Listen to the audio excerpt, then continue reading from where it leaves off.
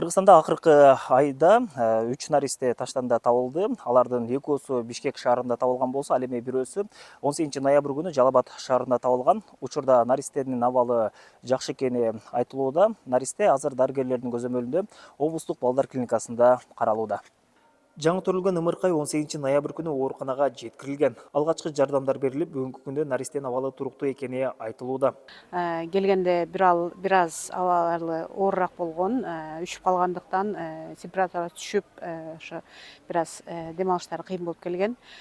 Бирок азыркы учурда абалы жакшы, баланын температурасы нормалдашып калды.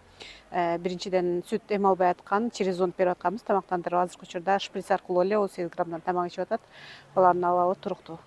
Жаңы төрүлгөн ымыркайдын энеси 2005-жылы туулган Базаркоргон район тургуну экени аныкталган. Учурда кыз да ооруканада дарыланууда. Ак халатчандардын айтымында, кыз көз жарган соң коркконунан ымыркайды таштанды таштоочу жайдын жанына калтырган.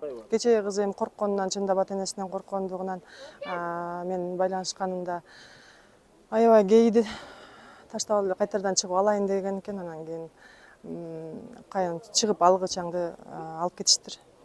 Учурда жаңы төрүлгөн ымыркайдын атасы табыла элек. Милиция издөө жумуштары жүрүп жатканын маалымдады. Табылган соң кыз арызына турган болсо, кылмыш иши козголот. Бүгүнкү күндө наристенин энесине карата кылмыш иши ачылган. Бүгүнкү күндө ушул таштандыга таштаган эне азыркы күндө больницада дарыланууда. Үйүнүн ата энеси алып барып келип дарыланып жатыптыр. Ал эми атасы табыла элек.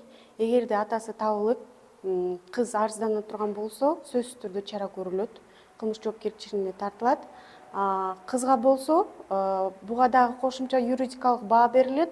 Бирок азыр тергөөчүлөрдүн айтуусу боюнча 125-берене менен кылмыш иши козголгон деп айтылууда. Жалал Абадта жаңы төрүлгөн наристесинен баш тарткандардын балдарын кароочу атайын бөлүм жок. Эгерде төрөт үйүндө көз жарып баласынан баш тартса, наристени Ош шаарына жиберишет.